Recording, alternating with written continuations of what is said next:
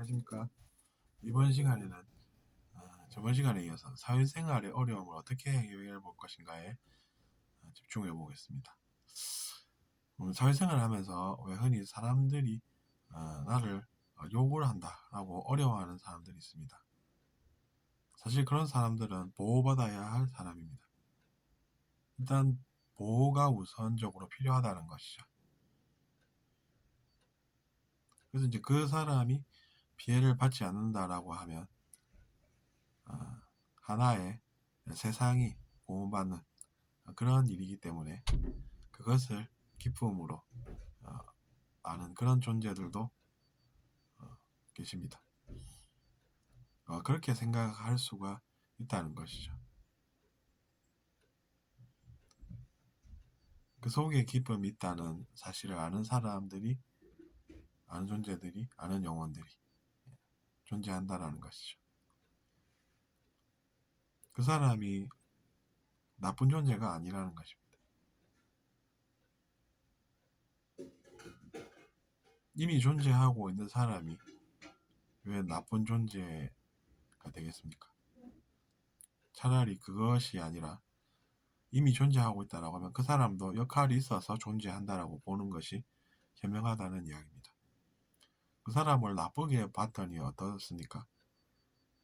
화가 나지 않습니까? 그래서 이제 내면에 문제가 생기지 않습니까? 그 내면의 문제가 문제인 것이지 그 사람이 문제가 아니라는 이야기입니다. 그러면 내면의 문제는 어떻게 하면 해결이 될까요? 이렇게 문제가 진행이 된다는 것입니다.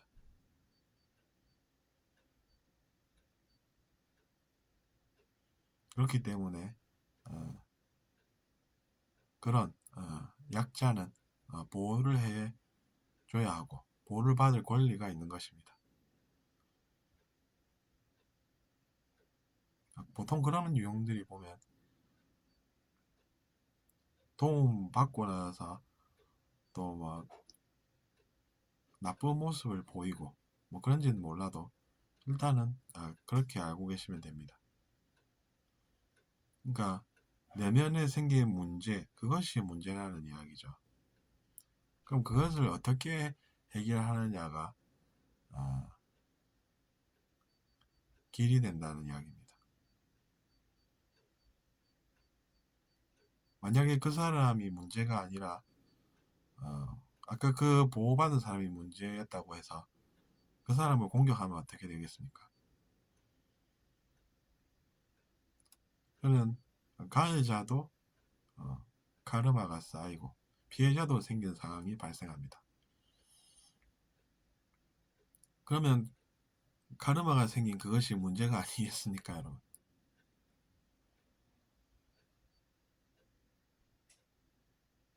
그 사람이 가해자라는 소문이 나면 그 사람의 인생은 또 어떻겠습니까?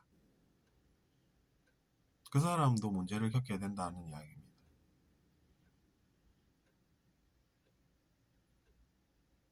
그럼 우리가 가해자를 만들지 않는 것도 의미가 있다는 이야기입니다. 피해자가 안 생기는 것은 당연하고. 그러면 가해자는 왜 문제가 되는 것일까요? 그 사람은 과거에 그런 행동을 해온 사람입니다. 그래서 이번에 하던 대로 행동을 하다가 이번에는 피해자가 안 생겼다고 쳐보는 것입니다. 그럼 그 사람은 계속해서 같은 행동을 반복하게 됩니다. 근데 만약에 누군가가 나타나서 그 문제를 해결한다고 치면 그때는 해결의 기미가 보이게 되는 것이죠. 그 사람이 그런 일을 반복하지 못하게 하는 그 일을 할 수가 있다는 이야기입니다.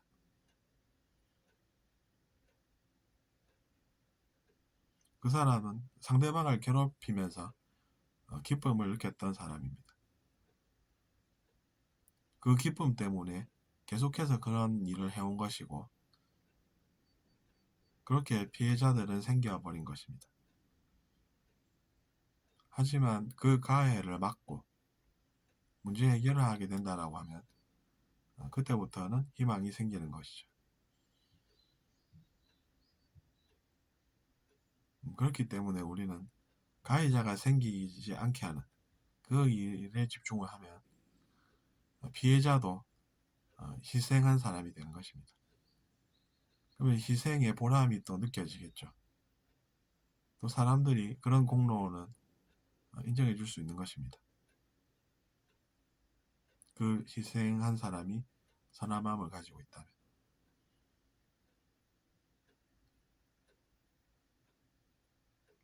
그도 선한 마음이 아니라고 하면 그 사람도 개선점이 있긴 하겠죠. 배울 점이 있고. 뭐 어쨌든 그래서 우리가 그런 희생이, 즉 불필요한 희생이 많이 발생하는 그런 일은 없어야 할 것입니다.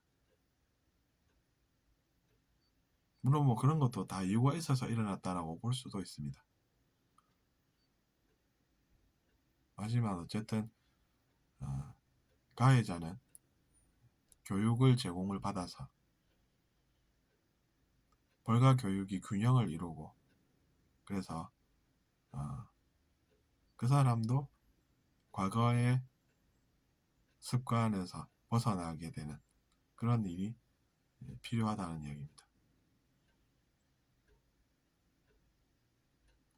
그래서 제가 이번 시간에는 사회생활에서 발생하는 어려움들에 대해서 또 여러분께 말씀드려 보았습니다. 들어주셔서 감사하고 잘 들으셨다면 구독 부탁드리겠습니다.